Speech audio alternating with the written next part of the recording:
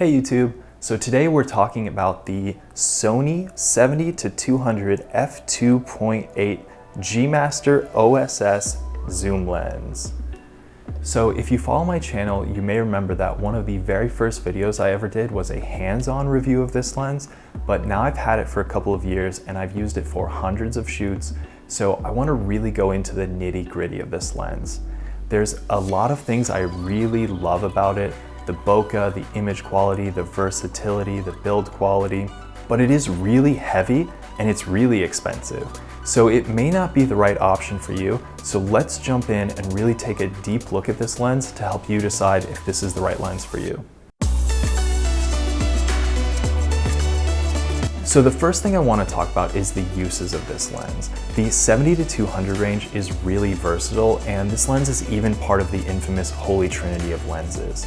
At the 70 end, it's about the top of the standard range, and then it goes all the way up to 200. So there's a ton of versatility with this lens. I love it for weddings, when you want to shoot the ceremony but you have to be further back, or you're shooting an event and there's a speaker on stage and again you can't get that close. It's even really good for some wildlife photography. Not to mention, a lot of people look really good with that focal length compression when you zoom all the way into 200 to take things like headshots. So I use this lens for all sorts of things. Again, I've used this on hundreds of shoots over the past couple years since I've owned it, and it is always in my bag. I use this lens all the time, and it is one of my favorite lens purchases. Another thing worth mentioning in uses is that on an aps-c camera, this lens behaves like a 105 to 300mm lens, so it really becomes a telephoto lens. But that can be really good for things like wildlife, because 300 really allows you to get quite a bit closer to that bird or to that animal that is far away and doesn't want to be near you. Now let's talk about build quality. This lens is an absolute beast of a lens, but it is also really heavy. It's a little over 3 pounds, or about 52 ounces. So it doesn't balance very well on any of Sony's mirrorless cameras, whether it's full frame or aps-c. But honestly, I think we've all come to expect that with some of these large professional lenses on Sony's small mirrorless bodies. Next, let's talk about the rings. I often have not the best things to say about the focus or the zoom rings on these lenses, but this lens absolutely nailed it. The focus ring is, well, first it's full-time manual focus, which I absolutely love. That makes precision manual focusing so much easier in my opinion, and it's got just the right amount of resistance. I love the focus ring on this lens. The only negative thing I have to say about the zoom ring is that I think it could use to be a little bit longer. If you know exactly the focal length you want to be at, I could see it being a little bit tricky to punch in exactly at that focal length, but for most uses where you're just zooming in and out and eyeballing it, that's really not going to be a problem. Another thing I really love about this lens is that it does not telescope at all when you zoom or focus, which is really nice for preventing dust or moisture from getting inside of the lens. This lens has 4 switches. It has an autofocus manual focus switch. It has a switch that allows you to take the focusing range from the full range to 3 meters up to infinity. So if you know your subject is really far away, it can be really nice to leave it in the 3 meters to infinity range. So if it ever does hunt for focus, it doesn't hunt quite as far. It won't do those really close focal lengths. Next, it has an optical steady shot on and off switch. This is also sometimes referred to as image stabilization. And then it has 2 modes, a full mode and then a mode that doesn't correct for panning. So if you are panning, moving side to side, you won't get those jumps where it's trying to correct for that. Next, it has 3 focus lock buttons. I personally never use these for anything. I think there's plenty of buttons on the camera itself, but if you do like having these programmable buttons on the lens itself, it's got 3 of them and can be really useful.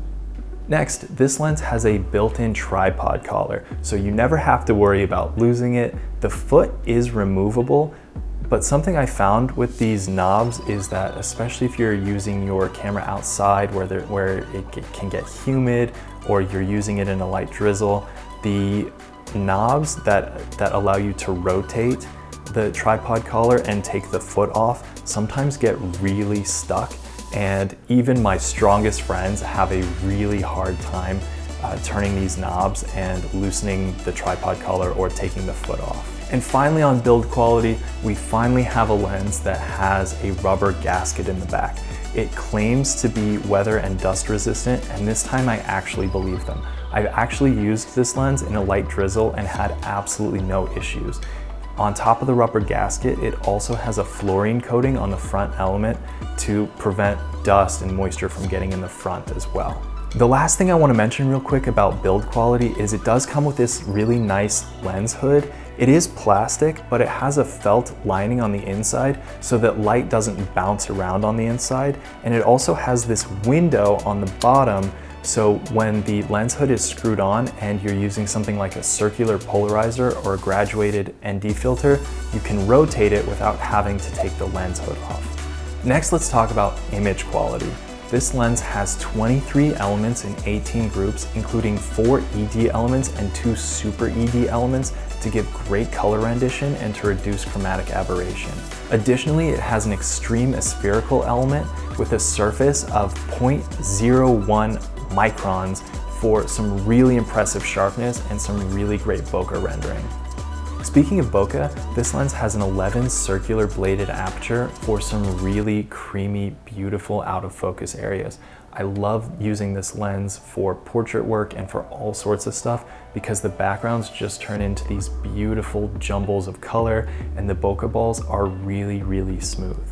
Something I've noticed though is that throughout the entire focal range, there is quite a bit of cat's eye bokeh around the edges. Definitely not as bad as a lot of other lenses that I've tested, but for a lens at this price point, I would like to see a little bit less of that cat eye, but it's really not that big of a deal, and the bokeh still turns out really beautifully out of this lens. This lens has a really impressive minimum focusing distance of just over 3 feet or 0.9 meters. That can be really great for those close-up tight portraits or product shots. It's really not a macro lens though, and I wouldn't recommend it for that type of use. Next, let's talk about autofocus. The autofocus on this lens is really impressive, especially considering it's got those 23 elements to move around. It is fast, it is accurate, it's absolutely up to par for any kind of sports photography or any wildlife photography you do with this lens. The tracking is really great, especially on Sony's newer cameras that have the face and eye detect autofocus. It's really snappy, and it's really accurate.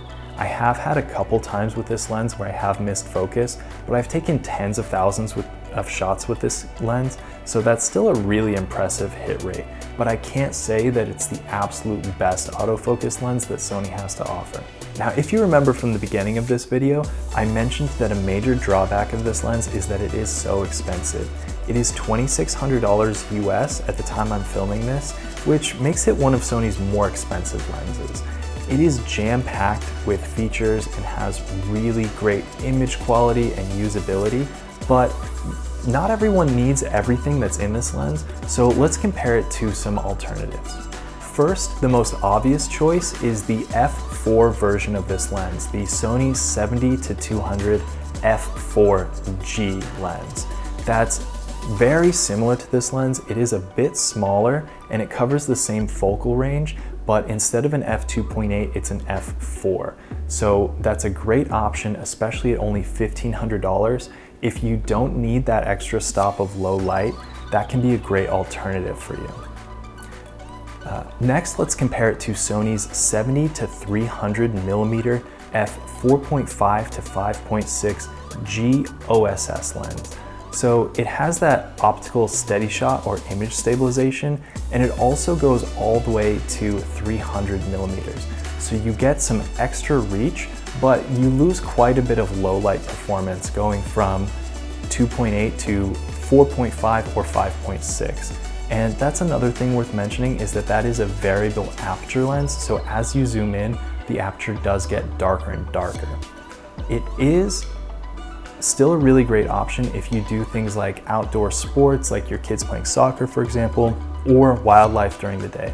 That lens is only $1,300, so it's exactly half the price of this lens, So if you don't need that low light performance of f2.8, then that extra reach going all the way to 300mm can be a really great option for you. Next, let's talk about the Tamron 70-180mm 2.8 lens. At the time I'm filming, that lens is not quite out yet, but there are some demo videos and the tech specs are out. And that lens is really exciting for a couple of reasons. First, it's only $1,200, so it's significantly cheaper than the $2,600 that this lens is. And it's also a lot smaller and a lot lighter. And as a lot of photographers often say, the best lens is the one that you have with you.